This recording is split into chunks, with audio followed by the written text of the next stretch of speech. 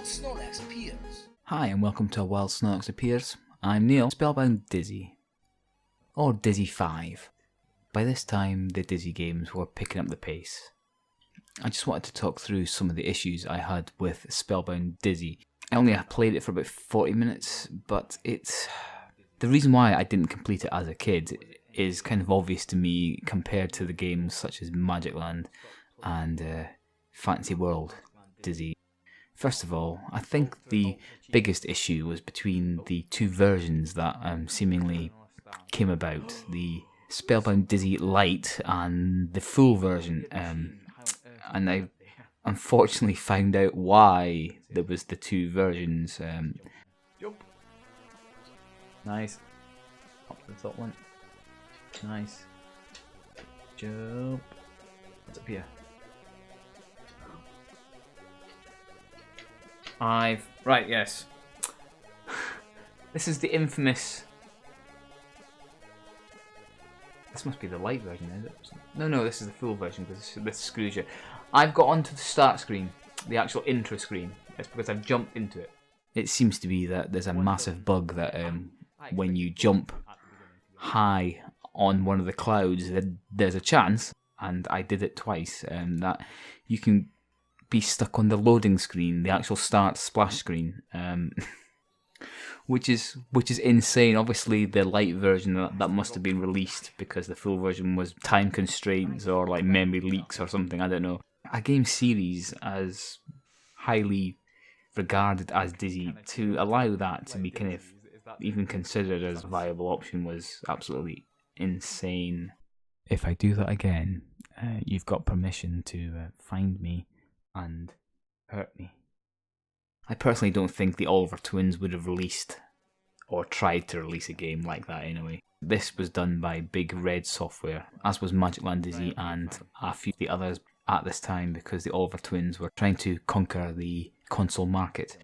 The next issue is probably the energy bar issue. No other game that I can remember anyway in the Dizzy franchise had a energy bar system.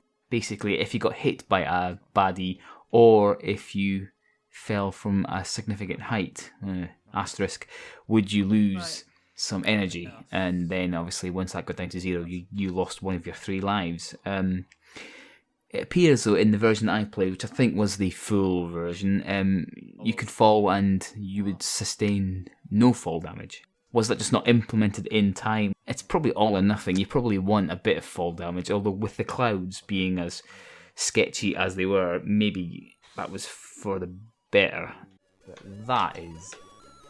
And then they dropped again, you see that? That is annoying. I mean, that's even...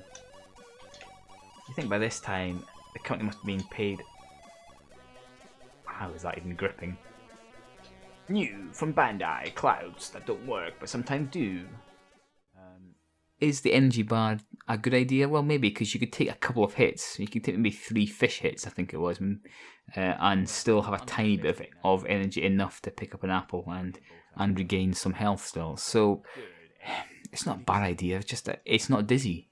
Yeah, I've already mentioned it, but I have put down here stupid clouds. I think the clouds in the Prince of the Yoke Folk were a little bit more forgiving. Grip it. Ha! Oh, that is... You, sir, are a faulty cloud. Only a little bit, but there seem to be sections where the cloud were less fluffy. I think there's quite a big issue now. I've put down simply killer bees / fireflies. To me, I couldn't tell the difference. The fireflies did not hurt you. The killer bees obviously did hurt you. So without really reading the top and seeing what the screen was called, there was no way to actually find out. I mean, for me, I possibly would have changed those bees to red, maybe. So maybe red, warning, danger. I just feel that was probably better. The walk on the whale to get across to the other side. Okay. Am I meant to take a trip on the whale? Is it worth a gamble? I think it's the same with quite a few other of the Dizzy games. I was always unsure whether to try and jump on them or just simply walk on them. Magic Land had... I think it was the shark's fin. So you had to figure out if you had to jump on them or just to walk on them. And it was never made clear. Obviously, I think I walked on this whale, which is correct.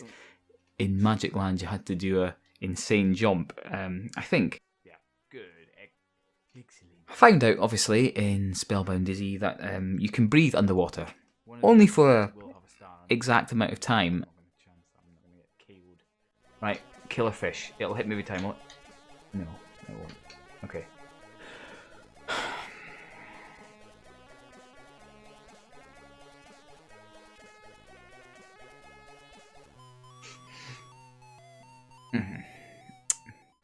Again, it does add something because I do like the underwater sequences.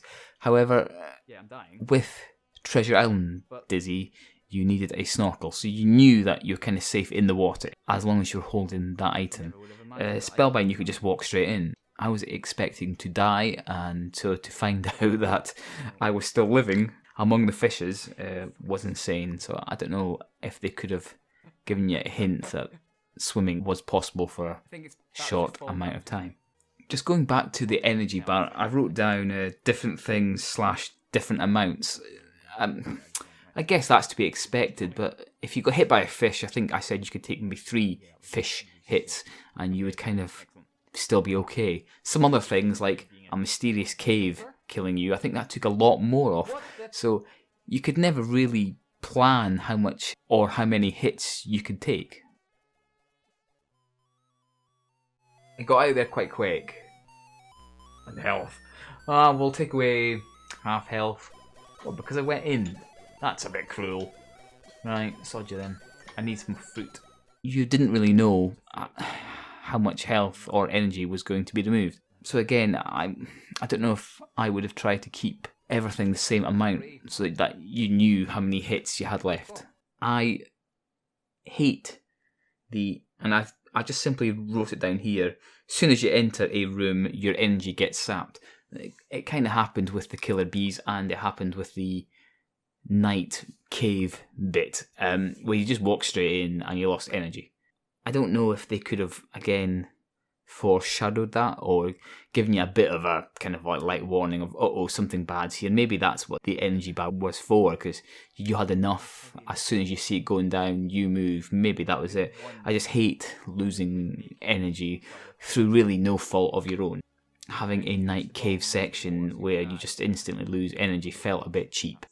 My last kind of point about this, because I only played for 40 minutes, I should really have tried to carry on, and I probably will try and actually either complete it or at least get a damn sight further, is the screen draw times, the like refresh rate on the like screens. It's very, very slow, especially, well, I haven't played it on the Spectrum version, which, by the way, sounds like the way to go because you had fall damage and you had better animations. It felt quite long, and when you're doing some kind of crazy jumps, especially the diagonal ones, again, it felt slow and not very enjoyable. The game as a whole, I love Dizzy. I'm always going to be biased, and I'm always going to try and complete it. I love the bit with the like minecart, and where you had to repair the track, and then I'm suspecting that I should have put the like brake shoe on the cart itself to maybe slow it down or speed it up, or maybe you stop right at the end, and who knows. But again, it's a game that I didn't play a lot as a kid, probably because it infuriated me with the energy bar, and it felt a bit different to other of the Dizzy games. But it's a game now that I really do want to try and progress in. It's just a shame that there seems to be so many niggling faults. But this is a game that I just did not get as a kid. It seemed to be a completely different game to all the other Dizzy games. And it probably did confuse me, to be fair. The mineshaft thing with the 2 boulders to go down to the like very bottom floor, or 1 to go only halfway down, is quite ingenious though. It does show that they actually had a clue what they were doing. Please try Spellbound Dizzy for yourself, because maybe it's just me, but it's definitely one of the weaker Dizzy games, probably even up there with Dizzy Panic. Thanks for watching. I hope it gave you a bit of an insight into Spellbound Dizzy, and it makes you want to at least give it a go. Maybe not the Commodore version though, maybe Spectrum. Thank you, bye bye.